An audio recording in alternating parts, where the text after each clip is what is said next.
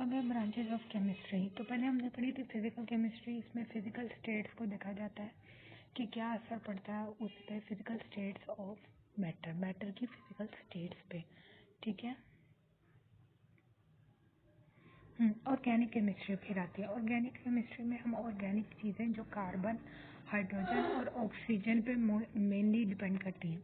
Organic chemistry is the study of covalent compounds of carbon. इसमें हम covalent compound देखते हैं कार्बन के एंड हाइड्रोजन के। इनको मिला के हम क्या कहते हैं, हाइड्रोकार्बन एंड देयर डेरिवेटिव और उनसे बने हुए compounds. Organic compound occur naturally and are also synthesized in the laboratory. कहता है ऑर्गेनिक कंपाउंड को हम नेचुरली भी बने हुए होते हैं और इनको लेबोरेटरी में भी प्रिपेयर कर सकते हैं। Organic chemist determine the structure. Organic chemist structure को देखते हैं and property of the natural occurring as well as synthesized compounds. Organic chemist जो होते हैं वो उसके स्ट्रक्चर को देखते हैं, कैसे बना है ऑर्गेनिक कंपाउंड को, और उसकी प्रॉपर्टीज को देखते हैं ऑर्गेनिक कंपाउंड की, या वो नेचुरल है या वो बनाया गया। Scope of the branch cover petroleum. कहते हैं इसकी वजह से जो है ऑर्गेनिक केमिस्ट्री से हम पेट्रोलियम का पता लगाते हैं, पेट्रोकेमिकल्स का, और फार्मास्यूटिकल इंडस्ट्री में भी ये ऑर्गेनिक केमिस्ट्री यूज होती है। ठीक है। फार्मास्यूटिकल इंडस्ट्री मेडिसिन से रिलेटेड जो इंडस्ट्री होती है। Inorganic chemistry deals with the study of all elements and their compound except those of compound of hydrogen and carbon.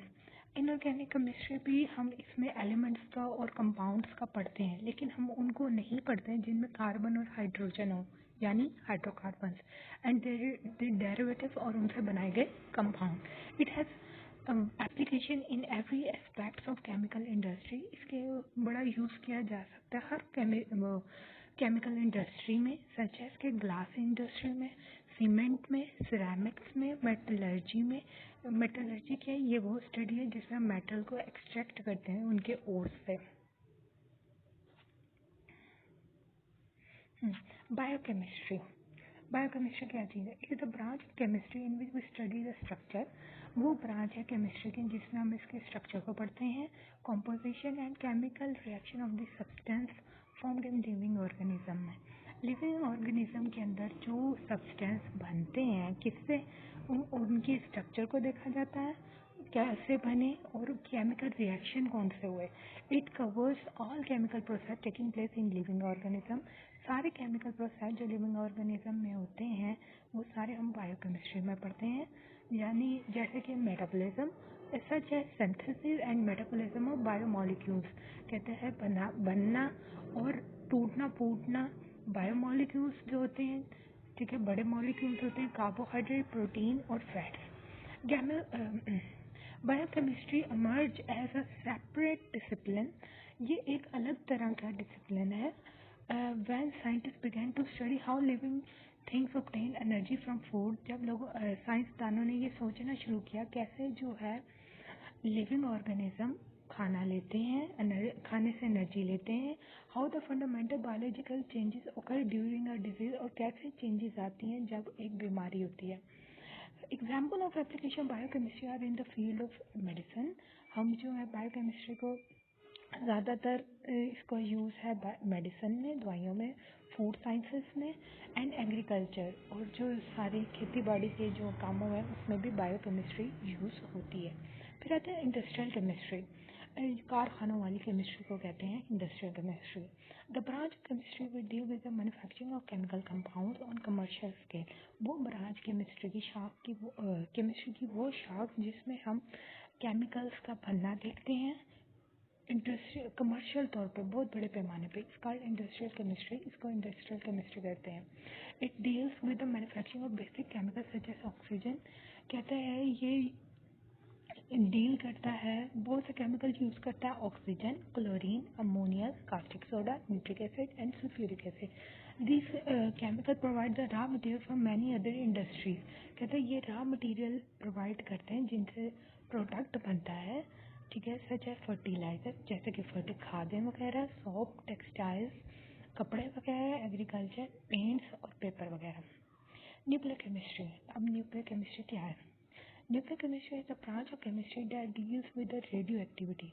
Nuclear chemistry वो शाख है केमिस्ट्री की जो डील करती है विद द रेडियो एक्टिविटी के जो कंपाउंड या मेटल में से रेस निकलती हैं उसको कहते हैं न्यूक्लियर केमिस्ट्री। अच्छा, न्यूक्लियर प्रोसेसेस क्या होते हैं एंड प्रॉपर्टी उनकी प्रॉपर्टी क्या होती है। The main concern of this branch is that with the atomic energy, ये जो इसका सारा फोकस है वो एटॉमिक एनर्जी पे है और इसके डेली यूजेस पे है। It also include the study of chemical effects. कहते हैं ये जो है न्यूक्लियर केमिस्ट्री, ये भी क्या नाम, इसके अंदर क्या क्या आता है, केमिकल इफेक्ट्स क्या होता है, केमिकल रिएक्शन क्या होता है resulting from the absorption of radiation with in animal. जब एनिमल एक रेडिएशन या हीट एब्जॉर्ब करता है तो इसके केमिकल इफेक्ट्स क्या होते हैं, प्लांट्स में क्या होते हैं और other material. It has vast application in medical treatment. कहते हैं इसका रेडियोथेरेपी में भी यूज़ होता है, कैंसर वगैरह में। प्रिजर्वेशन ऑफ फूड को ठीक ठाक रखने में and generation of electrical power. हम थ्रू न्यूक्लियर रिएक्टर से जो एनर्जी रिलीज होती है वो भी, और उससे इलेक्ट्रिकल पावर इलेक्ट्रिसिटी जो प्रोवाइड होती है वो भी हम न्यूक्लियर केमिस्ट्री में पढ़ते हैं। फिर आती है इन्वायरमेंटल केमिस्ट्री। इन्वायरमेंटल के हिसाब से it a branch of chemistry in which we study about concepts of components of environment. ये वो केमिस्ट्री है जिससे हम कंपोनेंट्स डिटरमिन करते हैं इन्वायरमेंट किस किस चीज़ों से बना है and the effect of human activity on the environment. और जो एंथ्रोपोजेनिक और इंसानों की एक्टिविटीज़ हैं, जिस तरह इंसान माहौल में रह के उसको तबाह कर रहा है या उसको बना रहा है, तो हम ये इसमें इन्वायरमेंटल केमिस्ट्री में पढ़ते हैं। Environmental chemistry related to other branches like, कहते हैं इन्वायरमेंटल केमिस्ट्री दूसरी ब्रांचेस से भी मिलती है, जैसे कि बायोलॉजी, बायो से, जिंदगी से, जियोलॉजी वो स्टडी जिसमें हम एरिया या अर्थ को देखते हैं, इकोलॉजी, सॉइल और water. The knowledge of chemical processes taking place in environment is necessary. कहता है जो जो प्रोसेसेस हो रहे हैं एनवायरनमेंट में हमें उसका पता होना चाहिए, केमिकल रिएक्शन जो हो रहे हैं for the improvement protection against pollution, ताकि हमें इम्प्रूवमेंट और प्रोटेक्शन का पता चले। अब जो है किसका, पोल्यूशन की वजह से। एनालिटिकल केमिस्ट्री क्या होती है, ये लैब्स में होती है। Analytical chemistry is the branch of chemistry that deal with the separation and analysis of the sample। इसमें हम क्या करते हैं, पहले एनालिसिस करते हैं सैंपल को, एनालिसिस करने के बाद उसको सेपरेट करते हैं, ठीक है, और आइडेंटिफाई इट्स कंपोनेंट, और ये किस चीज़ों का बना है सैंपल, ये भी हम डिटरमिन करते हैं। The separation is carried out prior to qualitative and quantitative analysis. कहते हैं सेपरेशन की जाती है क्वालिटेटिवली भी और क्वांटिटेटिव, क्वालिटी इसकी कैसी है और क्वांटिटी इसकी कितनी है। Qualitative analysis provide the identification of the substance. कहता है क्वालिटेटिव एनालिसिस हम quality, purity of the substance के, और ये किस चीज़ का, composition of chemical species. On the other hand कहते हैं दूसरी तरफ quantitative analysis determine the amount of each component present in the sample, के कितनी मिकदार में जो है कंपोनेंट प्रेजेंट है सैंपल में। Hence in this branch different techniques use होती हैं, instrumentation use for analysis are study. The scope of the branch cover food, water, environment and clinical analysis. ये इसमें सारा कुछ हम खाने के बारे में, पानी के बारे में, इन्वायरमेंट के बारे में, माहौल के बारे में, और जो है फार्मास्यूटिकल इंडस्ट्री में कैसे हम जो है सैंपल की कंपोजिशन को जानते हैं, वो एनालिटिकल केमिस्ट्री में होता है।